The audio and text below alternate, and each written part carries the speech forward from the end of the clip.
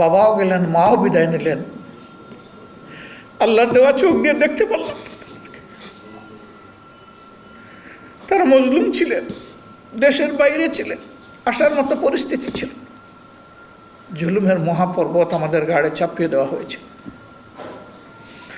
আপনজন থেকে বিদায় নিতে পারবো না, আপনজনকে বিদায় দিতে পারবো না। একই পথে আর যেন কেউ পা না বাড়াই। হঠকারিতা, ফেসিজম কারো জন্যেই দুনিয়ায় কল্যাণ করে না, আখিরাতেও কল্যাণ করে না।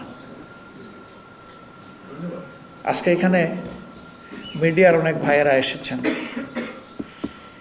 এই কথাগুলো খালেসভাবে কোনো সংগঠনের কর্মীদের জন্য নয়, এ কথাগুলো আপনাদের জন্য, আমার জন্য, সবার জন্য, গোটা জাতির জন্য, মানব জাতির জন্য।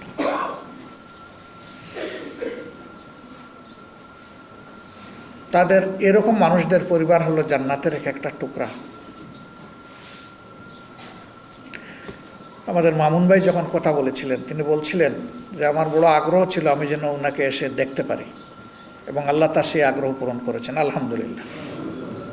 কিন্তু সেই অন্তরে, একই অন্তরে সেই ব্যথাও ছিল। বাবাও গেলেন, মাও বিদায় নিলেন। আল্লাহর দেওয়া চোখ দিয়ে দেখতে পারলাম তারা মজলুম ছিলেন, দেশের বাইরে ছিলেন, আসার মতো পরিস্থিতি ছিল।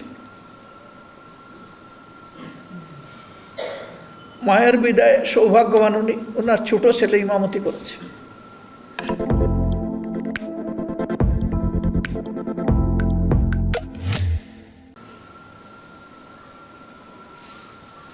কিন্তু আমরা, যিনি হাতে ধরে আমাদেরকে দিন শিখিয়েছিলেন, আমাদের উস্তাদ ছিলেন, মেন্টর ছিলেন,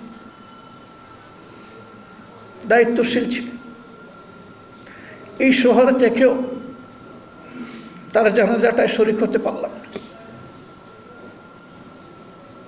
কেন পারলাম না আপনারা জানেন। ওনার লাশ বাসায় নিয়ে আসা হয়েছে, কোনোভাবেই মনকে মানাতে পারছি না। আমি জানি তখনকার যিনি সম্মানিত আমির ছিলেন, আমি তার পারমিশন চাইলে তিনি আমাকে পারমিশন দিবেন না। পরিস্থিতিটা এতটাই ভয়াবহ ছিল, কিন্তু তারপরে আল্লাহর পর ভরসা করে আমি চলে গিয়েছিলাম। কয়েকটা মিনিট সেখানে ছিল।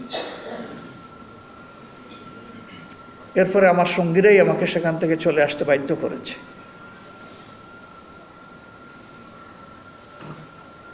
জুলুমের মহাপর্বত আমাদের ঘাড়ে চাপিয়ে দেওয়া হয়েছে।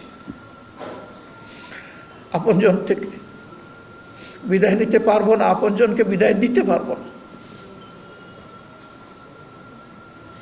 সবার সাথে দোয়ায় শরীক হতে পারবো না। আমি দোয়া করি এরকম পরিস্থিতি জাতির আরেকজন নাগরিকের জীবনে যেন আর ফিরে না আসে।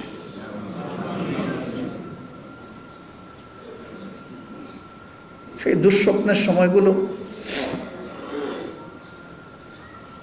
থেকে আমরা যেন উপযুক্ত শিক্ষা নিতে পারি, গোটা জাতি। একই পথে আর যেন কেউ পা না বাড়াই।